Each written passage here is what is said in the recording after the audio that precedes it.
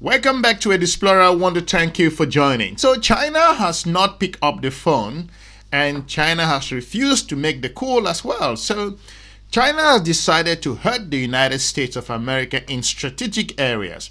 Whether you sugarcoat it, you say it the way you want to, but like I said before, China speaks softly and carries a big stick. That's what China is doing at the moment. China has restricted the exportation of rare earth stuff. So this is another very big problem for the United States of America. We see major companies talking about that China is warning its own businesses not to import more parts from major exporters like Boeing and a number of companies in the United States of America. And what we hear people saying that is China needs to negotiate with us, China must do XYZ, but China is not doing that. China is a major economy and China has proven to the United States of America that it's not a push around. I think the United States brought this particular trade issue to itself and it needs to deal with it. It must look for a solution. Why am I saying this? China has gone to the Chinese president, Mr. Xi Jinping, is moving and touring US's partners and strategic allies in Asia and telling them to stand up to the US bullying tactics based on trade. So it's important to know that China speaks softly and is breaking the United States of America's strategic relationships in this region and informing these partners to stand up to the United States of America's approach in terms of global trade. China is refusing to negotiate with President Trump on U.S. tariffs. In fact, the nation is taking the trade war to a new height. China is refusing to accept deliveries of Boeing jets. NBC's Janice Mackey-Frayer reports the move would not just be to blow to America's largest exporter, but also to the U.S. economy. This morning, the world's two largest economies locked in an escalating trade war, with China now hitting back, responding to President Trump's tariffs by targeting U.S. companies, telling Chinese airlines not to order jets from Boeing, America's biggest exporter, according to Bloomberg. President Trump accusing them of reneging on the big Boeing deal of fully committed to aircraft. Overnight, tech giant NVIDIA projecting that U.S. tariffs will cost it a possible $5.5 billion.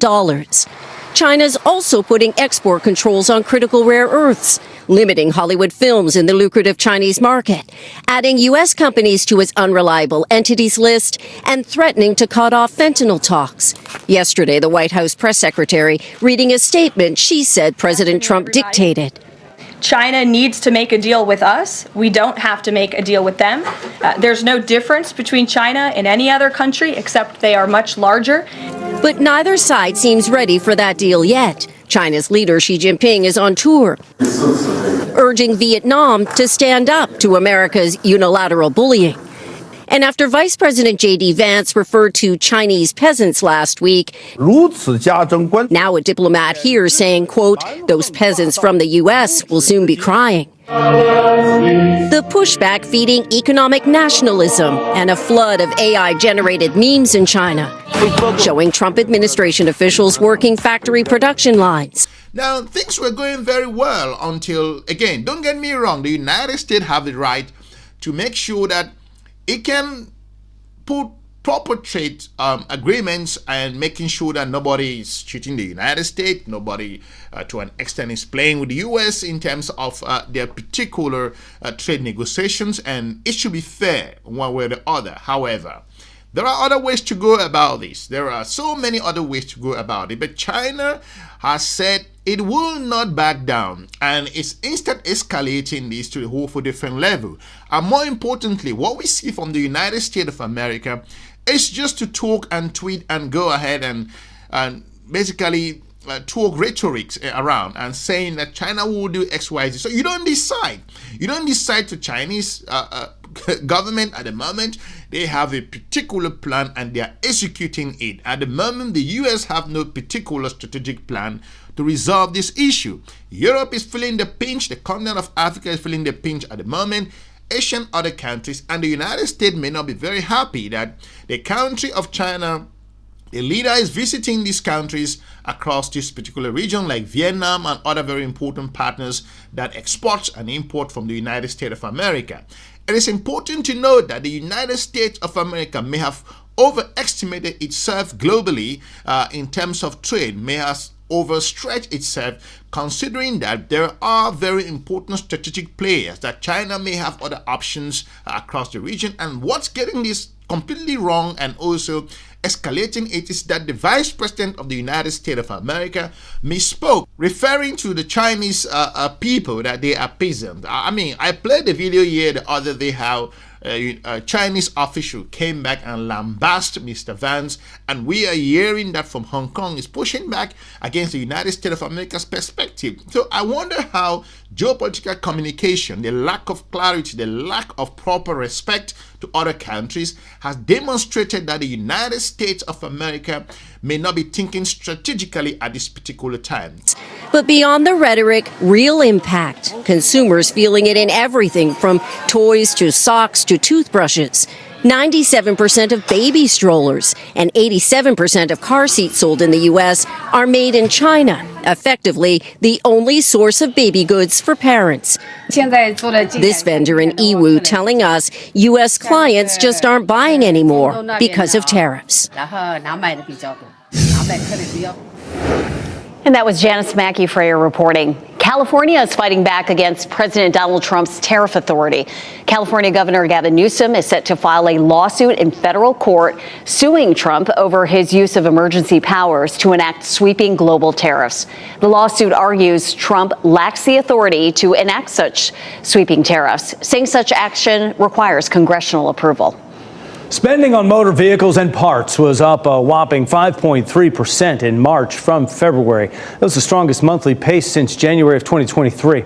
Supplies of new and used vehicles for sale are declining rapidly as consumers flock to stores ahead of potential price increases due to the tariffs. The day's supply of new vehicles, which is calculated by an estimated daily retail sales rate, dropped from 91 days at the beginning of March to 70 days this month. And the day's supply of pre-owned vehicles declined by 4 days down to 39 days now. Some are concerned that these sales numbers will stall once automakers and dealers exhaust their tariff-free inventories. It's factories like this one in Yiwu, China, that makes hair accessories, a lot of them for export to the U.S., that are beginning to feel the sting of soaring tariffs, now at least 145% on all Chinese goods. China is still refusing to negotiate with President Trump, and now the retaliation goes beyond tariffs. Beijing telling Chinese airlines to not order jets from Boeing. It's America's biggest exporter, this according to Bloomberg.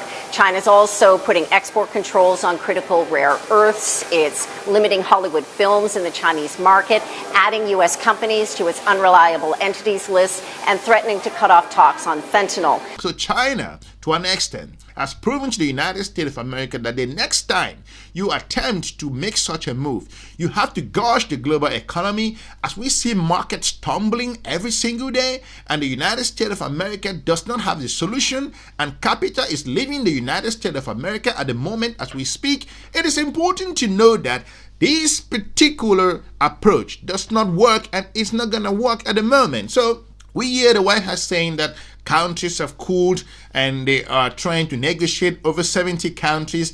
I don't know if that's true, and we only get it from the media. But again, like I said before, you cannot trust this administration's approach in terms of how they perceive things, in terms of their judgment. Countries like Lesotho have questioned how the United States of America arrived to that particular figure that they, at the moment, previously, so to point out, levied 50% to the country of Lesotho and said that Lesotho is charging the United States 90%, or 99%, so to point out. But the Lesotho Minister of Commerce or Trade came out and debunked that particular figure. So there is a problem on how the U.S. perceive this particular trade tariffs levy in regards to different countries. Of course, there is a 10% baseline at the moment, but China is again pushing gradually, hurting the United States in strategic areas in terms of businesses and US's allies in those different regions. And this is not going to end anytime soon. Like the Chinese president said,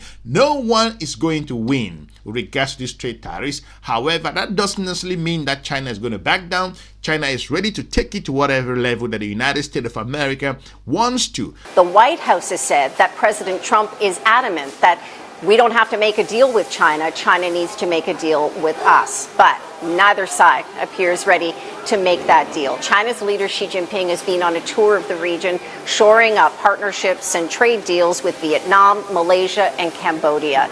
Part of the diplomatic ramp-up is allowing economic nationalism to flourish online here, along with a flood of AI-generated memes showing Trump administration officials working on factory production lines.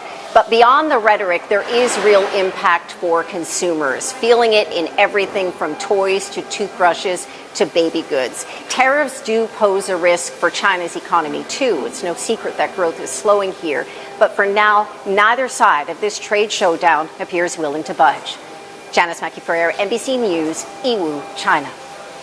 But at the moment, like the White House press secretary said, that the United States, that China should pick up the phone and make a deal. But it doesn't just work like that in the geopolitical cycle. China is walking the ropes, discussing with allies, building strategic relationship, while the United States of America is focusing on sending messages out there, and then more importantly, giving rhetoric. So this is important to know, that the United States of American farmers, those who are growing crops across the country of the United States of America that have large customer base in China, are complaining that they know what the impact is going to be if nothing is done in this particular area. So it's important to know that there are farmers that will have strategic impact in terms of their export rate, and China is saying that we can still survive without the United States of America. However, we are still open to basically have some more realistic tariff figures, and we can talk on this aspect.